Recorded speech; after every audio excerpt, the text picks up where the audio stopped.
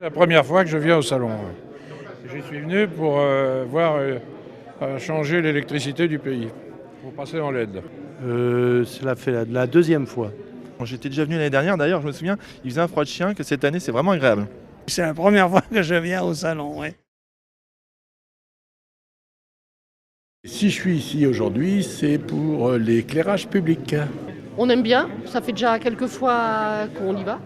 J'ai un projet d'éclairage public, me transformer toutes les lampes actuelles en lampes LED, donc dans le courant de l'année.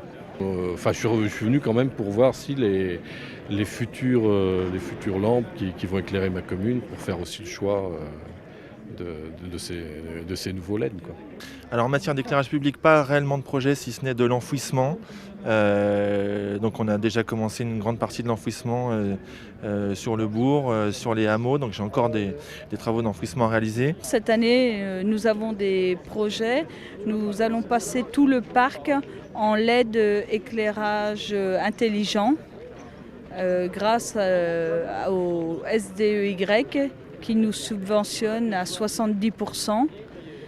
Et ce qui est vraiment très intéressant pour des petites communes comme nous qui n'avons aucune rentrée d'argent autrement. Donc sans l'aide du SDEY, malheureusement, on ne pourrait pas faire ce projet-là.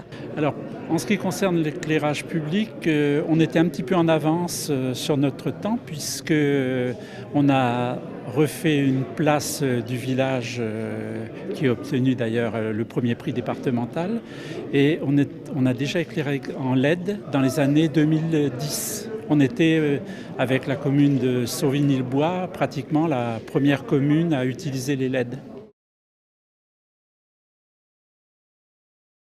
Pour l'instant, j'arrive donc. J'ai fait le tour et j'ai vu qu'il y avait des vélos électriques qui pourraient éventuellement servir à relier la commune de Châtel-Sansoire, puisque les gens empruntent beaucoup le canal du Nivernais par la véloroute, et pourraient relier éventuellement la commune de Châtel-Sansoire à Vézelay pour venir visiter Vézelay, quoi. On avait déjà travaillé un petit peu avant, mais c'est vrai qu'on a vu différents modèles, on a pu discuter, découvrir ce qu'il y avait, puis rencontrer des techniciens. Visiter les stands par curiosité, voir un petit peu les innovations. J'ai vu à l'intérieur les panneaux qu'on met au sol, là, ça me semble intéressant en matière d'énergie pour différentes choses. Il faut réfléchir à ce qu'on peut mettre en face. Voilà, et il faut suivre en fait en permanence. Moi je suis quelqu'un qui suit les évolutions techniques parce que tout va très vite. Alors des fois on se plante, mais des fois c'est bon. Voilà. J'ai vu des choses très intéressantes, notamment au sujet des candélabres solaires maintenant. Et je trouve qu'il y a quand même des choses intéressantes parce que j'ai vu un constructeur, c'est une start-up qui vient de faire un nouveau produit qu'on peut alimenter soit par le solaire, mais également par le réseau d'éclairage public. J'ai remarqué une chose intéressante. Enfin, ce sont les lampadaires solaires qui peuvent être mis à un point, par exemple, à un point d'apport volontaire de déchets qui sont situés assez loin du village, sans avoir à dérouler des dizaines de mètres de câbles, quoi, c'est tout. Donc j'ai vu qu'il y avait un stand de caméras. Donc en fait, y compris dans nos petits villages, la sécurité, ça devient un sujet. Donc les maires doivent s'emparer de ce sujet. Donc je viens notamment pour toutes les choses innovantes et pas que en matière d'éclairage. Ils entretiennent tout le réseau, déjà. Puis c'est tout ce qu'ils font pour le moment, hein. Syndicat d'électrification.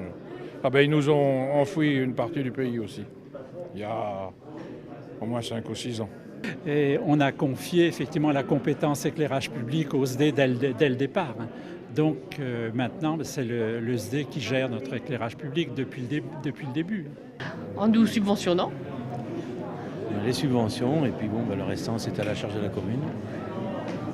Déjà, ils contrôlent tous les éclairages publics, ils s'occupent des horloges, qui changent les horaires, puisque nous changeons 2 fois par an d'horaire. Maintenant, c'est eux qui font tout ça. C'est le SDIS qui s'occupe de tout ça. Écoutez, on est très bien comme ça. Jean-Noël Loury nous fait un bon boulot, je crois. Et puis, c'est très bien. Il nous aide le mieux qu'il peut. Et c'est déjà bien. C'est-à-dire pour l'éclairage public, par exemple, le SDY a beaucoup participé, nous a aidés à choisir les produits, à faire beaucoup de choses, disons. Voilà.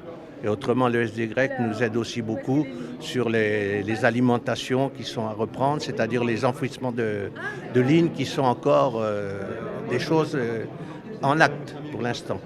Ah bah sur tout ce qui est éclairage public, ils ont la délégation pour l'entretien et puis le remplacement. Et on est en train de traiter là en ce moment un sujet qui va coûter un peu d'argent, c'est-à-dire les luminaires sur les départementales, on va les passer en LED. Alors oui, on a le contrat d'entretien avec le syndicat, avec le SDER, bien sûr. Il est intervenu l'année dernière pour le raccordement d'un hangar agricole en dehors du périmètre de la commune, quoi. On a la maintenance de notre éclairage, on est en maintenance complète, nous on a transmis toutes les compétences, quoi. Oui, bien sûr. Ils nous ont aidés aussi pour la rénovation thermique du bâtiment communal. Nous adhérons avec eux également. Ils interviennent pour l'entretien d'éclairage public, pour les réseaux d'enfouissement d'électricité. Alors donc là ils ont enfoui les lignes et ils nous remettent des lampadaires LED. On profite de l'opportunité pour remettre du LED sur ce qui va être enfoui. Et en projet on a la mise en place des ampoules LED sur le reste de la grande rue. Et il y a eu un projet qui a été mené comme il faut, c'est l'éclairage de l'église. Il y a eu parce que c'est une église qui est sur une colline, il n'y avait pas du tout d'électricité et ça nous tenait à cœur absolument de l'avoir éclairée de loin. Voilà. Et en plus l'électricité est à l'intérieur, donc c'est très bien. Désormais notre église du XIIe siècle a enfin l'électricité.